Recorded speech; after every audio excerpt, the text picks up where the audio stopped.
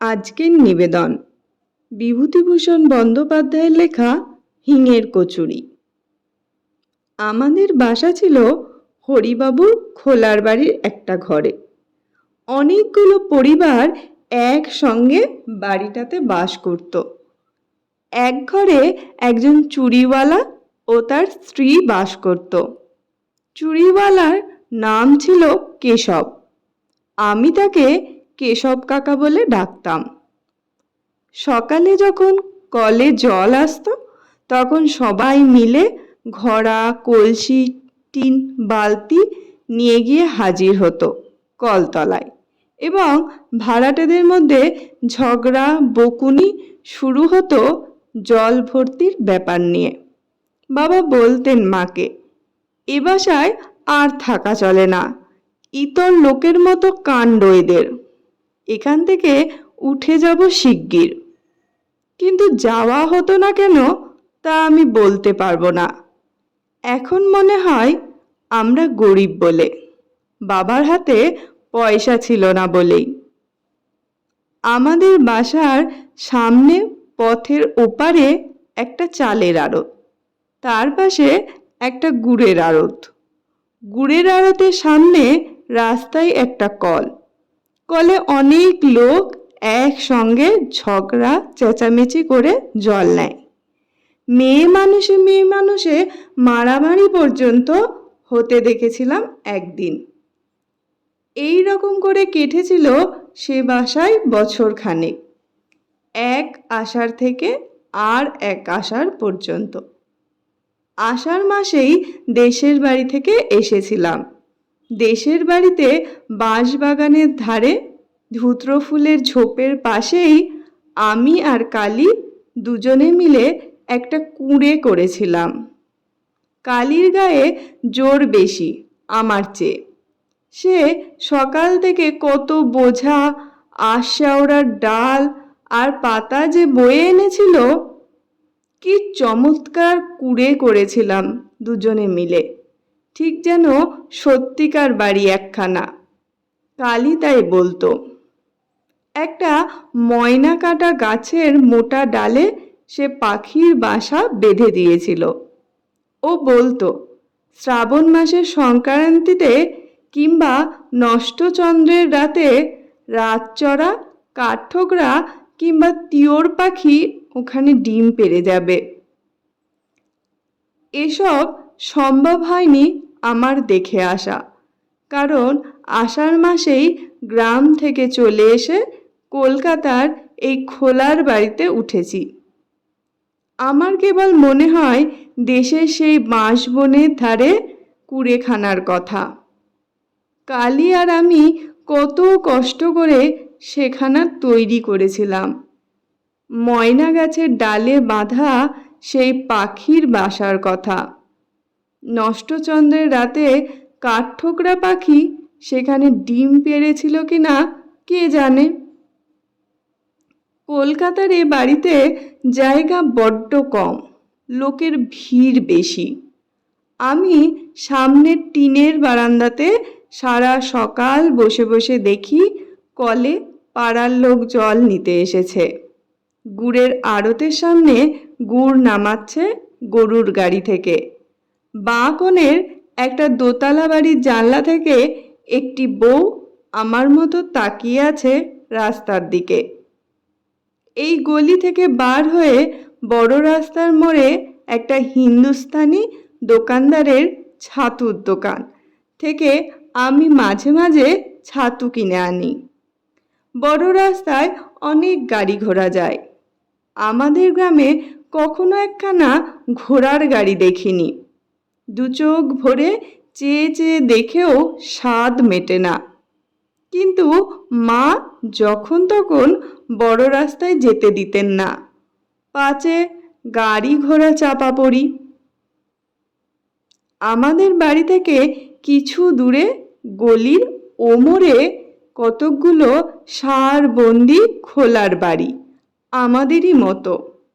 সেখানে আমি মাঝে মাঝে বেড়াতে যাই। তাদের বাড়ি ঘর বেশ পরিষ্কার পরিচ্ছন্ন, কত কি জিনিসপত্র আছে, আয়না, পুতুল, কাঁচের বাক্স, দেয়ালে কেমন সব ছবি টাঙানো। এক এক ঘরে এক একজন মেয়ে মানুষ থাকে। আমি তাদের সকলের ঘরে যাই, বিকেলের দিকে যাই, সকালেও মাঝে মাঝে যাই। ওই বাড়িগুলোর মধ্যে একটি মেয়ে আছে, তার নাম কুসুম। সে আমাকে খুব ভালোবাসে, আমিও তাকে ভালোবাসি। কুসুমের ঘরেই আমি বেশিক্ষণ সময় থাকি। কুসুম আমার সঙ্গে গল্প করে, আমাদের দেশের কথা জিজ্ঞেস করে। তাদের বাড়ি বর্ধমান বলে কোনো জায়গা আছে, সেখানে ছিল, এখন এই ঘরেই থাকে। কুসুম বলে, তোমায় বড্ড ভালোবাসি, তুমি রোজ আসবে তো? আমিও ভালোবাসি, রোজ আসিই তো। তোমাদের দেশ কোথায়? আশিংডি, যশোর জেলা। কলকাতায় আগে কখনো আসনি বুঝি? না। বিকেলবেলা কুসুম চমৎকার সাজগোজ করত, কপালে টিপ পরত, মুখে ময়দার মতো গুঁড়ো মাখত, চুল বাঁধত, কি চমৎকার মানাতো ওকে। কিন্তু এই সময় কুসুম আমাকে তার ঘরে থাকতে দিত না, বলতো, তুমি এবার বাড়ি যাও, এবার আমার বাবু আসবে। প্রথমবার তাকে বলেছিলাম, বাবুকে? সে আছে, সে তুমি বুঝবে না, এখন তুমি বাড়ি যাও। আমার অভিমান হতো, বলতাম, আসুক বাবু, আমি থাকবো, কি করবে বাবু আমার? না না, চলে যাও, তোমার এখন থাকতে নেই, অমন করে না লক্ষ্মীটি। বাবু তোমার কে হয়, ভাই? সে তুমি বুঝবে না, এখন যাও দিকি বাড়ি। আমার বড় কৌতূহল হতো, কুসুমের বাবুকে দেখতেই হবে। কেন ও আমাকে বাড়ি যেতে বলে? একদিন তাকে দেখলাম, লম্বা চুল, বেশ মোটাসোটা লোকটা, হাতে একটা বড় ঠোঙায় এক ঠোঙা কি খাবার। কলকাতার দোকানে খাবার কিনতে গেলে ওই রকম পাতার ঠোঙায় খাবার দেয়, আমাদের দেশে ও পাতা নেই। সেখানে হরিময়রার দোকানে মুরকি কি জিলিপি কিনলে পদ্ম পাতায় জড়িয়ে দেয়। কুসুম ঠোঙা খুলে আগে আমার হাতে একখানা বড় কচুরি দিয়ে বলতো, এই নাও, খেতে খেতে বাড়ি যাও। এক কামড় দিয়ে আমার ভারী ভালো লাগলো, এমন কচুরি কখনো খাইনি। আমাদের গ্রামের হরিময়রা যে কচুরি করে, সে তেলে ভাজা কচুরি, এমন চমৎকার খেতে নয়। উচ্ছ্বসিত সুরে বললাম, বাহ, কিসের গন্ধ আবার? কুসুম বললে, হিঙের কচুরি, হিঙের গন্ধ, ওকে বলে হিঙের কচুরি, এইবার বাড়ি যাও। কুসুমের বাবু বললে, কে? কলের সামনের বাড়ির ভাড়াটেদের ছেলে, বামুন। কুসুমের বাবু আমার দিকে ফিরে বললেন, যাও খোকা, এইবার বাড়ি যাও। একবার ভাবলাম বলি, আমি থাকি না কেন, থাকলে দোষ কি? কিন্তু কুসুমের বাবুর দিকে চেয়ে সে কথা বলতে আমার সাহসে কুলোলো না। লোকটা যেন রাগী মতো, হয়তো এক ঘা মেরেও বসতে পারে। কিন্তু সেই থেকে হিঙের কচুরির লোভে আমি রোজ বাঁধা নিয়মে কুসুমের বাবু আসা পর্যন্ত অপেক্ষা করি। আর রোজই সকলের আগে কুসুম আমার হাতে দুখানা কচুরি তুলে দিয়ে বলবে, যাও খোকা, এইবার খেতে খেতে বাড়ি চলে যাও। কুসুমের বাবু বলতো, আহা, ভুলে গেলাম, ওর জন্যে খাস্তা গজা দুখানা আনবো ভেবেছিলাম কাল। দাঁড়াও, কাল ঠিক আনবো। আমার ভয় কেটে গেল, বললাম, এনো ঠিক কাল। কুসুমের বাবু হি হি করে হেসে বললেন, আনবো আনবো। কুসুম বললে, এখন বাড়ি যাও খোকা। আমি এখন যাব না, থাকি না কেন? কুসুমের বাবু আমার এই কথার উত্তরে কি একটা কথা বললে। আমি তার মানে ভালো বুঝতে পারলাম না। কুসুম ওর দিকে চেয়ে রাগের সুরে বলল, যাও। ও কি কথা ছেলে মানুষের সঙ্গে? বাড়ি গিয়ে মাকে বললাম, মা, তুমি হিঙের কচুরি খাওনি কেন? আমি খেয়েছি, এত বড় বড়, হিঙের গন্ধ কেমন? কোথায় পেলি?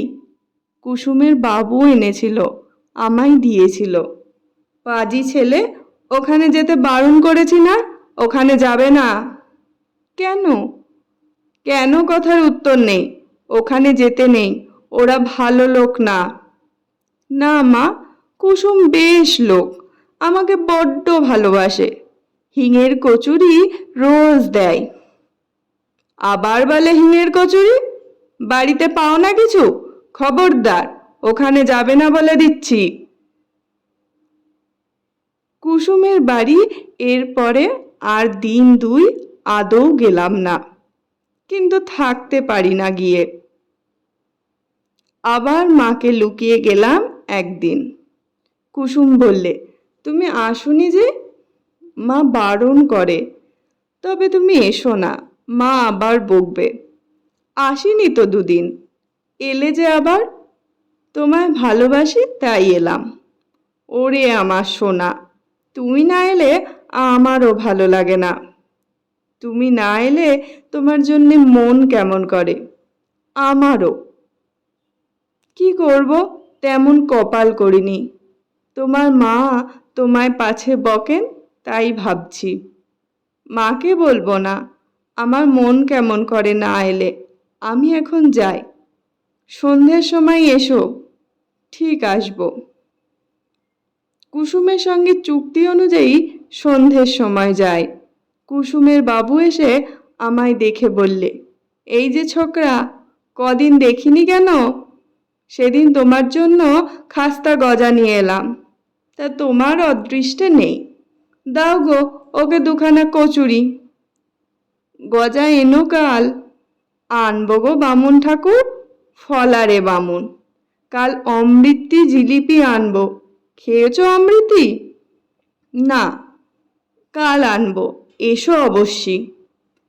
কাউকে বলো না কিন্তু, মা শুনলে আসতে দেবে না। তোমার মা বকেন বুঝি এখানে এলে? হুম। কুসুম তাড়াতাড়ি বললে, আরে ওর কথা বাদ দাও, ছেলে মানুষ, পাগল, ওর কথার মানে আছে? তুমি বাড়ি যাও আজ খোকা, এই নাও কচুরি, খেতে খেতে যাও। না, এখানে খেয়ে জল খেয়ে যায়, মা টের পাবে। এখানে তোমাকে জল দেব না, রাস্তার কল থেকে জল খেয়ে যাও। কুসুমের বাবু বললে, কেন? ওকে জল দেবে না কেন? কি হবে দিলে? কুসুম ঝাঁঝের সুরে বললে, তুমি থামো, বামুনের ছেলেকে হাতে করে জল দিতে পারবো নি। এই জন্মের এই শাস্তি, খাবার দিই হাতে করে, তাই যথেষ্ট। আমার মনে মনে বড় অভিমান হলো কুসুমের ওপর। কেন, আমি এতই কি খারাপ যে আমায় হাতে করে জল দেওয়া যায় না? চলে আসবার সময় কুসুম বারবার বললে, কাল সকালে কিন্তু ঠিক এসো, কেমন? আমি কথা বললাম না। পরদিন সকালে গিয়ে দেখি কুসুম বসে সজনের ডাঁটা কুটছে। আমায় বললে, এসো খোকা, তোমার সঙ্গে আরই। ওমা, সে কি কথা? কি করলাম আমি? তুমি যে বললে জল দেওয়া যায় না আমাকে, জল খেতে দিলে না কেন কাল? এই, বসো বসো খোকা, সে তুমি বুঝবে না, তুমি বামুন, তোমাকে জল আমরা দিতে পারি নে, বুঝলে? কুলের আচার করছি, খাবে? এখনো হয়নি, সবে কুল গুড় দিয়ে মেখেছি। এইভাবে কুসুমের সঙ্গে আবার ভাব হয়ে গেল। কুলের আচার হাতে পড়তেই আমি রাগ অভিমান সব ভুলে গেলাম। দুজনে অনেকক্ষণ বসে গল্প করি। তারপর আমি উঠে মাখনের ঘরে যাই। মাখন কুসুমের পাশের ঘরে থাকে। ওর ঘরটি যে কত রকমের পুতুল দিয়ে সাজানো! একটা কাঠের তাকে মাটির আতা, আম, লিচু, কত রকমের আশ্চর্য আশ্চর্য জিনিস। অবিকল আতা, অবিকল আম। মাখন বললে, এসো খোকা, ওসব মাটির জিনিসে হাত দিও না, বসো এখানে এসে, ভেঙে যাবে।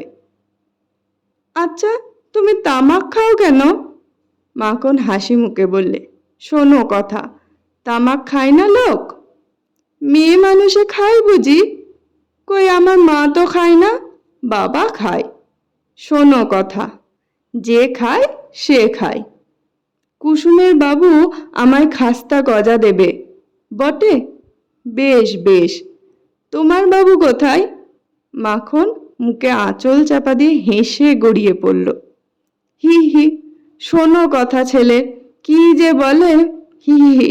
ও কুসমি, শুনে যা, কি বলে তোর ছেলে।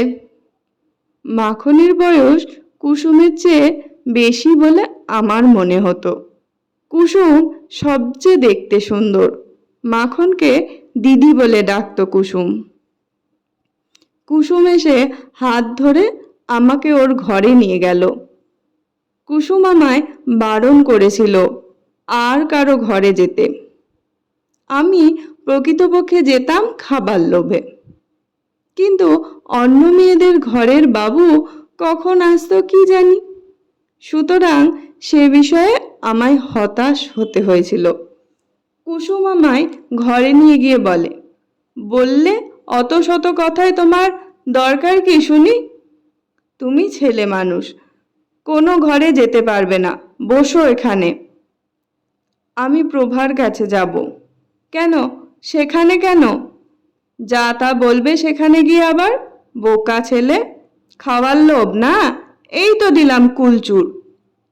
আমি আশ্চর্য হওয়ার সুরে বললাম, আমি চেয়ে খাইনি, প্রভাকে জিজ্ঞেস করো। বেশ, দরকার নেই প্রভার কাছে গিয়ে, একটিবার যাব, যাব আর আসব। সত্যি বলছি, প্রভার ঘরে যাওয়ার কারণ ততটা লোভ নয় যতটা একটা টিয়া পাখি। টিয়া পাখিটা বলে, রাম রাম, কে এলে? দূর বেটা, কাকিমা কাকিমা। আমি ঢুকে দাঁড়ালেই বলে, কে এলে? আমার নাম বাসুদেব। কে এলে, কে এলে? আমি হেসে উঠলাম। ভারী মজা লাগে ওর বুলি শুনতে, অবিকল মানুষের গলার মতো কথা। কে এলে, কে এলে? প্রভা বাইরের থেকে বলল, কে ঘরের মধ্যে? ও রান্নাঘরে রাঁধছিল। খুন্তি হাতে ছুটে এসেছে, খুন্তিতে ডাল লেগে রয়েছে। আমি হেসে বললাম, মারবে নাকি? ও পাগলা ঠাকুর, তাই বলো। আমি বলি, কে এলো দুপুরবেলা ঘরে? তোমার ঘরে কুলচুর নেই? কুসুম আমায় কুলচুর দিয়েছে, খুব ভালো কুলচুর। কুসুমের বড়লোক বাবু আছে, আমার তো তা নেই, কোথা থেকে কুলচুর আমচুর করব? কুসুমের বাবু আমায় গজা দেবে। কেন দেবে না? মোড়ের অত বড় দোকানখানা কুসুমের পায়ে সঁপে দিয়ে বসেছে, ওখানকার কথা ছেড়ে দাও। বলে মানিনি, তোর মানের বালাই নিয়ে মরি। ভয়ে ভয়ে বললাম, প্রভা, রাগ করো না আমার ওপর। না না, রাগ করব কেন, দুঃখের কথা বলছি। আমিও এক পুরুষ বসে, আমরা উড়ে আসিনি। 15 বছর বয়সে কপাল পুড়লে ঘর থেকে বেরিয়েছিলাম। কেন ঘর থেকে বেরিয়েছিলে? সেসব দুঃখের কথা তোমার সঙ্গে বলে কি হবে, তুমি কি বুঝবে? বসো, আমার ডাল পুড়ে গেল, গল্প করলে পেট ভরবে না। আমি যাই, এসো রান্নাঘরে। প্রভার রং কালো, খুব মোটা সোটা, নাকের ওপর কালো ভোমরার মতো একটা আঁচিল। প্রভা একদিন আমাকে গরম জিলিপি আর মুড়ি খেতে দিয়েছিল। ওর ঘরে এত জিনিসপত্র নেই, ওই খাঁচায় পোষা টিয়া পাখিটা আছে। প্রভা রান্না করছে চালতে অম্বল। একটা পাথর বাটিতে চালতে ভেজানো। চালতে অনেক দিন খায়নি, দেশ থেকে এসে পর্যন্ত নয়। সেখানে আমাদের মাঠে তালপুকুরের ধারে বড় গাছে কত চালতে পেকে আছে এ সময়। বললাম, চালতে পেলে কোথায় প্রভা? বাজারে আবার কোথায়, বেশ চালতে। প্রভা আর কিছু বললে না, নিজের মনে রাঁধতে লাগলো। আমি বললাম, তোমার বাবা মা কোথায়? পাপ মুখে সেসব কথা আর কি বলি। বাড়ি যাবে না? কোন বাড়ি? তোমাদের দেশের বাড়ি? জমের বাড়ি যাব একেবারে। তোমাদের দেশের বাড়িতে কুল আছে? আমাদের গায়ে কত কুলের গাছ। প্রভা একথার কোনো উত্তর দিলে না, আবার নিজের মনে রাঁধতে লাগলো। খানিক পরে সে একটা ঘটি উনুনের মুখে বসিয়ে চা তৈরি করে গ্লাসে আঁচল জড়িয়ে চুমুক দিয়ে চা খেতে লাগলো। আমায় একবার বললেও না আমি চা খাবো কিনা। অবশ্যই আমি চা খাই নে, চায়ের স্বর খাই। মা আমায় চা খেতে দেয় না। চায়ের মধ্যে যে দুধের স্বর ভাসে, মা তাই আমাকে তুলে দেয়। প্রভা গল্প করতে লাগলো। ওদের দেশের বাড়িতে কত গরু ছিল, কতখানি দুধ ওরা খেত। ওদের বাড়ির ধারে ওদের নিজেদের পুকুরের কত মাছ ছিল। সেসব দেখতে পাবে না ও। হঠাৎ প্রভা একটা আশ্চর্য কাণ্ড করে বসলো। বললে, অম্বল দিয়ে দুটো ভাত খাবে? আমি ভয়ে ভয়ে বললাম, খাবো। কুসুম টের না পায়। প্রভা হেসে বললে, কুসুমের অত ভয় কিসের? টের পাই তো কি হবে, তুমি খাও বসে। আমি সবে চালতার অম্বল দিয়ে ভাত মেখেছি, এমন সময় কুসুমের গলার শব্দ শোনা গেল। ও প্রভাতী, বামুনের সেই খোকা তোর ওখানে আছে? ওকে বাড়ি পাঠিয়ে দি, কতক্ষণ এসেছে পরের ছেলে। আমি এঁটো হাতে দৌড়ে উঠে রান্নাঘরের কোণে লুকিয়ে রইলাম। প্রভা কিছু বলবার আগেই কুসুম ঘরের মধ্যে ঢুকে আমাকে দেখতে পেল। বললে, ও কি, কোণে দাঁড়িয়ে কেন? লুকোনো হলো বুঝি? এ ভাত মেখেছে কে অম্বল দিয়ে? প্রভার দিকে চেয়ে আশ্চর্য হয়ে বললে, আচ্ছা প্রভাদি, ও না হয় ছেলে মানুষ, পাগল। তোমারও কি কাণ্ডজ্ঞান হারিয়ে গেল? কি বলে তুমি ওকে ভাত দিয়েছ খেতে? প্রভা অপ্রতিভ হয়ে বললে, কেবল চালতে চালতে করছিল, তাই ভাবলাম অম্বল দিয়ে দুটো ভাত। না, ছি, চলো আমার সঙ্গে খোকা, এ জন্মের এই শাস্তি আমাদের। আবার তা বাড়াবো বামুনের ছেলেকে ভাত দিয়ে? চলো, হাতে এঁটো নাকি, খেয়েছ বুঝি? আমি সলজ্জ সুরে বললাম, না। চলো হাত ধুইয়ে দিই। কুসুম এসে আমার হাত ধরে বাইরের দিকে নিয়ে যাবার উদ্যোগ করতে প্রভা বললে, আহা, মুখের ভাত কটা খেতে দিলিনি ওকে? সবে অম্বল দিয়ে দুটো মেখেছিল। না, আর খেতে হবে না, চলো। মায়ের শাসনের চেয়েও যেন কুসুমের শাসন বেশি হয়ে গেল। মুখের ভাত ফেলেই চলে আসতে হলো। উঠোনের এক পাশে নিয়ে গিয়ে আমার হাত ধুইয়ে দিতে দিতে বলল, তোমার অত খাই খাই বাই কেন খোকা? ওদের ঘরে ভাত খেতে নেই সে কথা মনে নেই তোমার? ছি ছি, ওবেলা কচুরি দেব, তখন খেতে। আর কখনো অমন খেও না। তাও বলি, এই না হয় ছেলে মানুষ, তুমি বুড়ো ধাড়ি, তুমি কি বলে বামুনের ছেলের পাতে? ছি ছি, লোভেরও বলিহারি যায়। বলা বাহুল্য, প্রভা এসব কথা শুনতে পায়নি, সে এদিকেও ছিল না। বললাম, মাকে যেন বলে দিও না। হ্যাঁ, আমি যাই তোমার মাকে বলতে, আমার তো খেয়ে দেয়ে কাজ নেই। বললে, মা মারবে কিন্তু। মার খাওয়াই ভালো তোমার, তোমার নোলা জব্দ হয় তাহলে। বাড়ি ফিরতেই মা বললেন, কোথায় ছিলি? ওই মোড়ে। আর কোথাও যাসনি তো? না। একদিন কিন্তু ধরা পড়ে গেলাম। সেদিন দোষটা ছিল কুসুমেরই। সে আমাকে বললে, চলো খোকা, বেড়াতে যাই। যাবে? বিকেলবেলা, রোদ বেশি নেই। ট্রাম লাইনের ওপারে যেতে দেখে আমি সভয়ে বললাম, মা বড় রাস্তা পার হতে দেয় না, বারণ করেছে। চলো, আমি সঙ্গে আছি, ভয় নেই। বড় রাস্তা পার হয়ে আর কিছু দূরে একটা খোলার বস্তির মধ্যে আমরা ঢুকলাম। একটা সরু গলি, দুধারে ঘরগুলো। যে বাড়িতে আমরা ঢুকলাম সেখানেও সবাই মেয়ে মানুষ, পুরুষ কেউ নেই। একজন মেয়ে বললে, আইলো কুসমি, কতকাল পরে, বাব্বা! আমাদেরও কি আর নাগর নেই? তা বলে কি অমন করে ভুলে থাকতে হয় ভাই? আমার দিকে চেয়ে বললে, এ খোকা আবার কে? বেশ সুন্দর দেখতে তো। বামুনদের ছেলে, আমাদের গলিতে থাকে। আমার বড্ড ন্যাওটা। বাহ, বসো খোকা, বসো। ও ছেলে শুধু ভাই খাই খাই, খেতে দাও, খুব খুশি। তাই তো, কি খেতে দিই? ঘরে কুলের আচার আছে, দেব? আমি অমনি কিছুমাত্র না ভেবেই বলে উঠলাম, কুলের আচার বড্ড ভালোবাসি। কুসুম মুখ ঝামটা দিয়ে বললে, তুমি কি না ভালোবাসো? খাবার জিনিস হলেই হলো। না ভাই, ও সর্দি কাশি হয়েছে, ওসব খাবে না, থাক। আমার মনে ভয়ানক দুঃখ হলো। কুসুম খেতে দিল না কুলচুর। কখন হলো আমার সর্দি কাশি? কুলচুর আমি কত ভালোবাসি।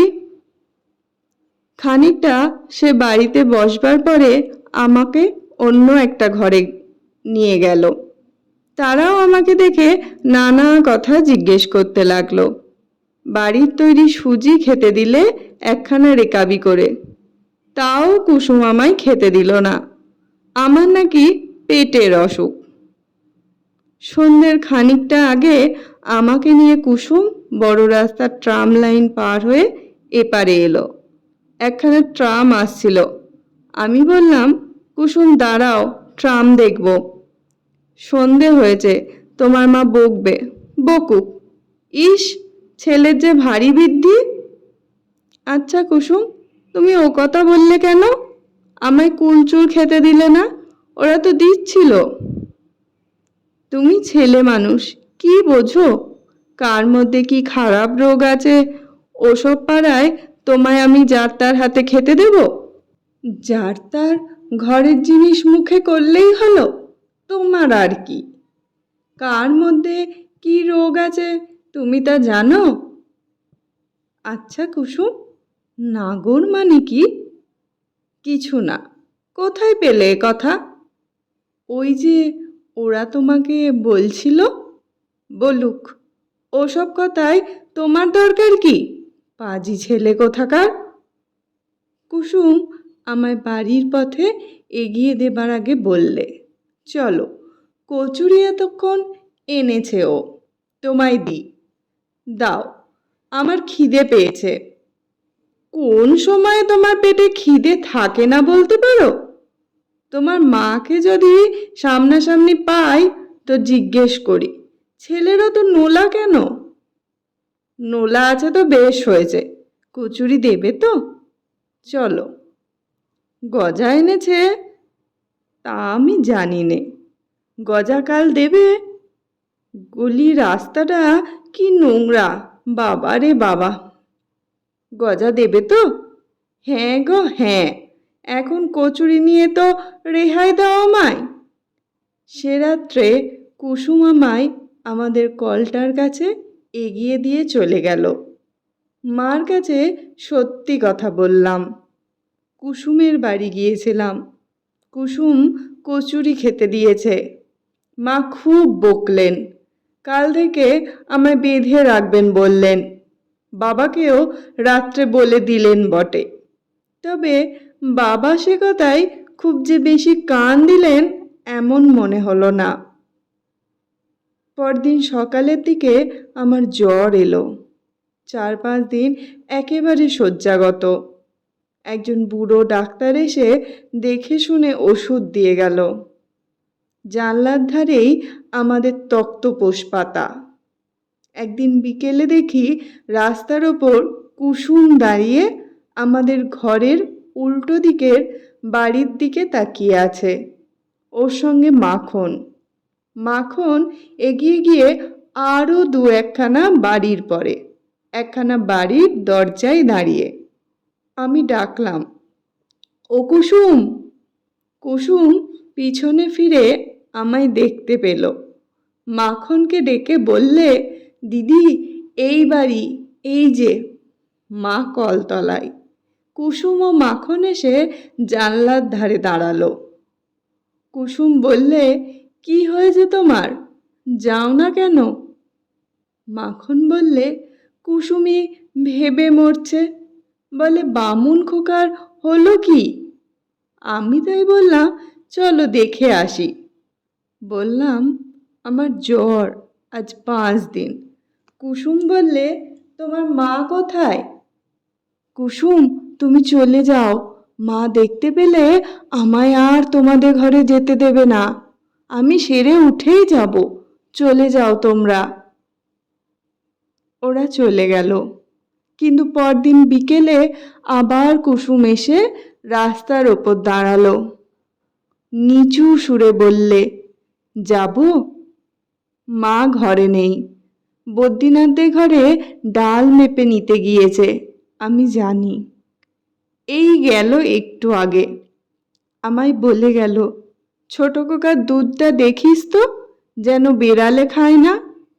আমি বদ্রীনাথদের ঘর থেকে ডাল নিয়ে আসি। হাত দেখিয়ে বললাম, এসো। ও জানলার বাইরে দাঁড়িয়ে বললে, কেমন আছো? ভালো, কাল ভাত খাবো। 2টো কমলা লেবু এনেছিলাম, দেব? দাও তাড়াতাড়ি। খেও। হ্যাঁ। অসুখ সারলে যেও। যাব। কাল ভাত খাবে? বাবা বলেছে কাল ভাত খাবো। কাল আবার আসবো, কেমন তো? এসো। আমি না বললে জানলার কাছে এসো না। তাই করব। আমি রাস্তায় চুপ করে দাঁড়িয়ে থাকবো। সিজ দিতে পারো? হুম। আমি হাত দেখালে এসো। পরের 2 দিন কুসুম ঠিক আসলো বিকেলবেলা। একদিন প্রভা দেখতে চেয়েছিল বলে ওকেও সঙ্গে করে এনেছিল। প্রভাও 2টো কমলা লেবু দিয়েছিল আমায়। মিথ্যে কথা বলবো না, বালিশের তলায় লেবু লুকিয়ে রেখে দিতাম। মা ঘরে না থাকলে খেয়ে ছিপড়ে ফেলে দিতাম রাস্তার ওপর ছুঁড়ে। সেরে উঠে 2 দিন কুসুমের বাড়ি গিয়েছিলাম। তারপরেই এক ব্যাপার ঘটল। তাতে আমাদের কলকাতার বাসা উঠে গেল। আমরা আবার চলে এলাম আমাদের দেশের বাড়িতে। মা একদিন সোডা ওয়াটারের বোতল খুলতে গিয়ে হাতে কাঁচ ফুটিয়ে ফেললে। সে এক রক্তারক্তি কাণ্ড। হাতের কবজি থেকে ফিনকি দিয়ে রক্ত ছুটতে লাগলো। বাসার সব লোক ছুটে এলো বিভিন্ন ঘর থেকে। কোণের ঘরের বিপিনবাবু এসে মার হাতে কি একটা ওষুধ দিয়ে বেঁধে দিলে, কিন্তু মায়ের হাত সারল না। ক্রমে হাতের অবস্থা খুব খারাপ হয়ে উঠল। মা রান্না করতে পারেন না, যন্ত্রণায় কাঁদেন রাত্রে। ডাক্তার এসে দেখতে লাগলো। আমার মামার বাড়ির অবস্থা ভালো। চিঠি পেয়ে মেজো মামা এসে আমাদের সকলকে নিয়ে চলে গেলেন মামার বাড়িতে। আষাঢ় মাসের শেষ, তাল 2-একটা পাকতে শুরু হয়েছে। মামার বাড়ির গ্রামে মস্ত বড় একটা পুকুর আছে মাঠের ধারে। তার পাড়ে অনেক তাল গাছ। আমি বেড়াতে গিয়ে প্রথম দিনই একটা পাকা তাল কুড়িয়ে পেলাম, মনে আছে। মার হাত সেরে গেল মামা বাড়ি এসে। ভাদ্র মাসের শেষে আমরা দেশের বাড়িতে চলে এলাম। কলকাতা আর যাওয়া হলো না। বাবাও সেখানকার বাসা উঠিয়ে দেশে চলে এলেন। সুদীর্ঘ 30 বছর পরের কথা। কলকাতায় মেসে থাকি, অফিসে কেরানিগিরি করি। দেশের বাড়িতে স্ত্রী পুত্র থাকে। আমার পুরনো কলেজ আমলের বন্ধু শ্রীপতির সঙ্গে বসে ছুটির দিনটা কি গল্প করতে করতে শ্রীপতি বললে, কাল ভাই সন্ধ্যের পর প্রেমচাঁদ বড়া স্ট্রিট দিয়ে আসতে আসতে দুধারে মুখে রং, হরিবোল। আমিও দেখেছি, ওই পথ দিয়েই তো আসি। আমি কিন্তু ওদের অন্য চোখে দেখি। ওদের আমি খুব চিনি।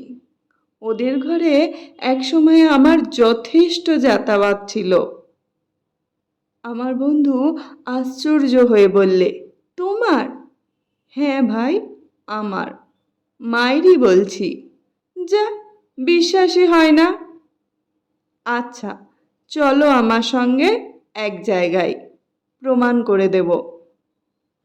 বছর 15 আগে একবার নন্দরাম সেনের গলি খুঁজে বার করে মাখনের বাড়ি যায়। কুসুম, প্রভা কেউ ছিল না। ওই দলের মধ্যে মাখনই একমাত্র সে খোলার বাড়িতে ছিল তখনও। শ্রীপতিকে নিয়ে আমি চলে গেলাম নন্দরাম সেনের গলিতে।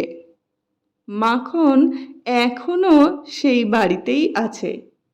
একেবারে সনের নুড়ি চুল মাথায়, যক্ষী বুড়ির মতো চেহারা, একটিও দাঁত নেই মাড়িতে।